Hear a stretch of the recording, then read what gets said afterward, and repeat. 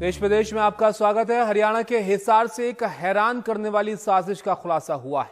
हांसी से 2 दिन पहले कार में एक शख्स को जिंदा जलाकर 11 लाख रुपए लूटने की एक घटना सामने आई थी और अब खबर थी कि राम मेहर नाम के एक व्यापारी की हत्या कर 11 लाख रुपए लूटे गए। जबकि पुलिस ने इस घटना स्थल की जांच की तो वारदात को लेकर शक हुआ, जिसके बाद पुलिस ने दूसरे एंगल से भी जांच की और जिस राम मेहर के मारे जाने का दावा किया जा रहा था वो छत्तीसगढ़ के बिलासपुर में जिंदा मिला। फिलहाल पुलिस ने उसे गिरफ्तार कर लिया है और प्राथमिक जांच में यह मामला 1.5 करोड़ रुपए से ज्यादा की बीमा राशि वसूलने का लग रहा है, लेकिन राम मेहर से पूछताछ में पूरी बात का खुलासा हो पाएगा।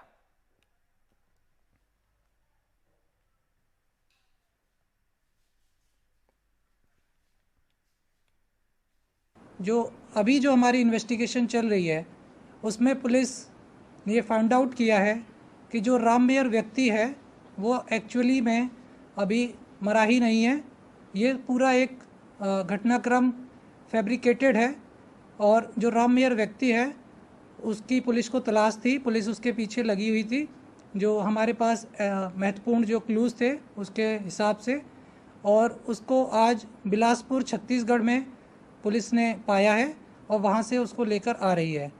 और पुलिस की जो जांच है उसमें अभी तक यही सामने आया हुआ है कि इसमें कोई लूटपाट की घटना नहीं है और इसमें जो बाकी जो एंगल्स हैं उनकी इन्वेस्टिगेशन की जा रही है और उसके बारे में भी जल्दी खुलासा किया जाएगा।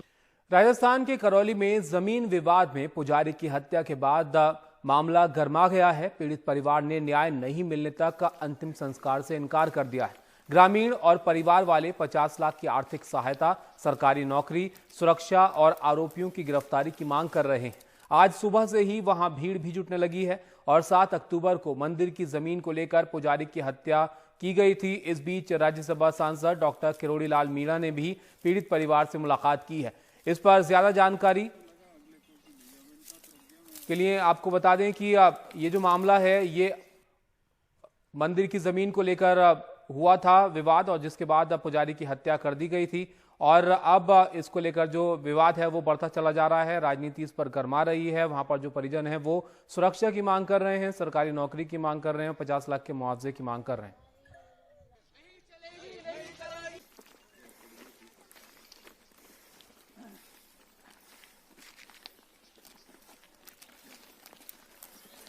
पहली मांग तो ये है कि आरोपियों को गिरफ्तार किया जाए और उसके बाद हमारा मुआवजा मिले 50 लाख रुपए और नौकरी।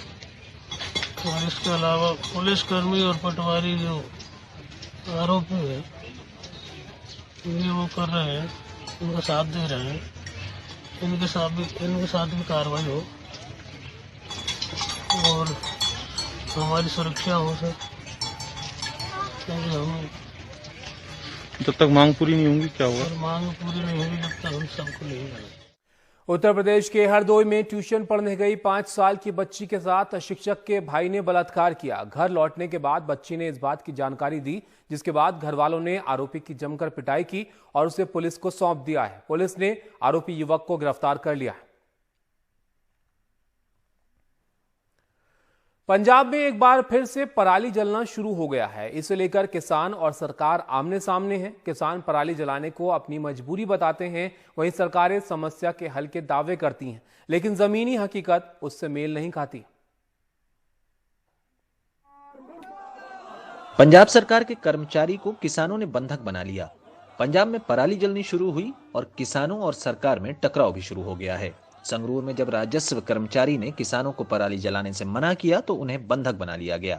संगरूर के डीएम ने किसानों को समझाया कि वो सरकारी कर्मचारियों को ना रोकें और बाद में उन्होंने खुद ट्रैक्टर चलाकर यह भी दिखाया कि किस तरह पराली को बिना जलाए भी काम चलाया जा सकता है।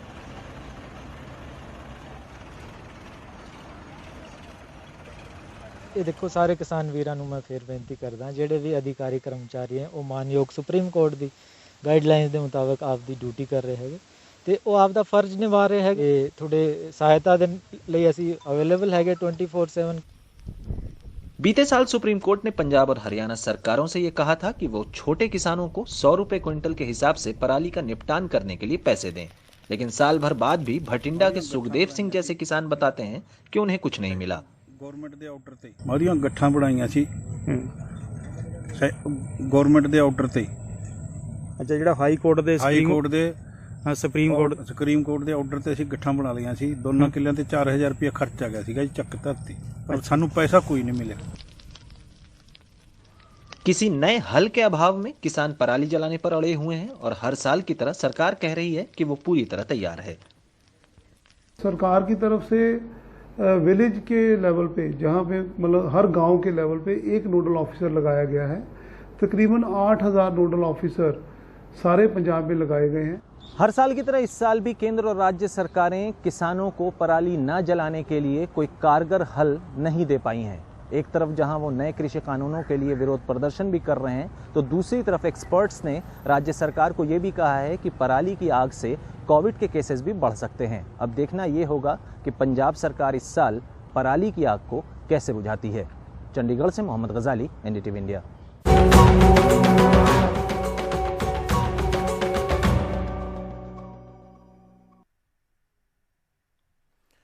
बिहार में पिछले 40 साल में पहली बार किसी विधानसभा चुनाव में लालू प्रसाद यादव प्रचार नहीं कर सकेंगे। शुक्रवार को उनको एक मामले में जमानत मिल गई, लेकिन अब भी एक आखिरी मामला उनके खिलाफ बचा हुआ है। उनके वकील के मुताबिक उन्हें 9 नवंबर को जमानत मिल सकती है, लेकिन तब तक बिहार में तीनों चरणों की वोटिंग हो चुकी होगी।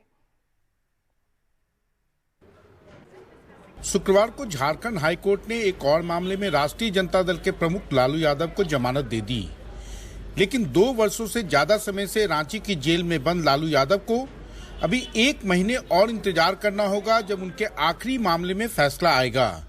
यानी चुनाव में लालू यादव नहीं रहेंगे, बस उनका नाम रहेगा। प्रचार का भार तेजस्वी यादव के कंधों पर रहेगा। लालू जी इस चुनाव में अनुपस्थित हैं, लेकिन आप देखिएगा लालू जी के ही नाम पर जो है ये चुनाव लड़ा जा रहा है।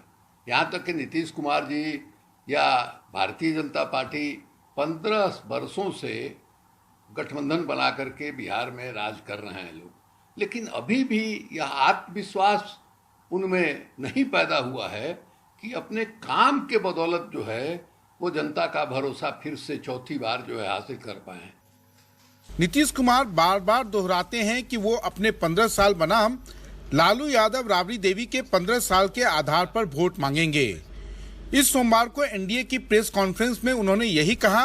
सबको मालूम है कि हम लोगों का अगर पिछले 15 वर्षों से हम लोग काम कर रहे हैं, 15वां साल है, और उसके पहले 15 साल तक लोगों को काम करने का मौका मिला था, उनके द्वारा क्या किया गया, क्या आर्थिक स्थिति थी, क्या रोजगार था, क्या कानून व्यवस्था की स्थिति थी।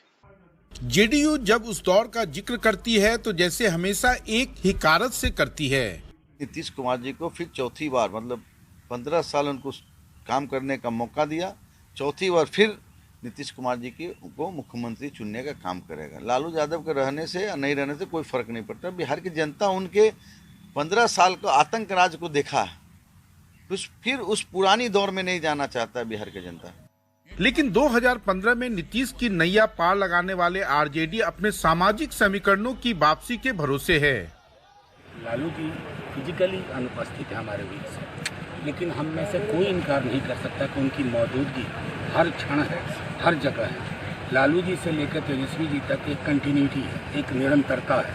उस निरंतरता में लोग बदलाव देख रहे हैं और यकीन दिलाता हूँ 10 नवंबर के बाद एक अन्य मार्ग में आपको अपनी युवा चेहरा मिलेगा।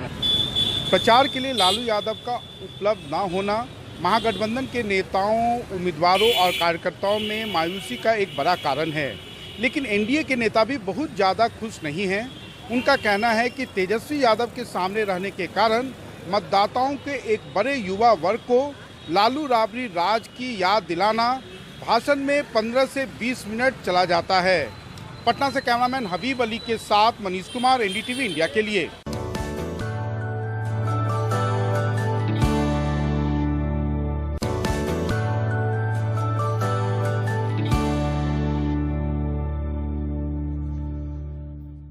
छत्तीसगढ़ के अंबिकापुर में कल शाम हुई तेज बारिश के बाद मेडिकल कॉलेज अस्पताल के आइसोलेशन वार्ड में पानी भर गया। हालत ये हो गई कि आइसोलेशन वार्ड एक तालाब की तरह नजर आने लगा।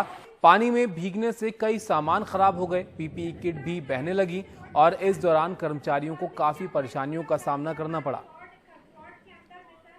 जी, आइसोलेशन में Covid patient, non patient admit है सर, और एकदम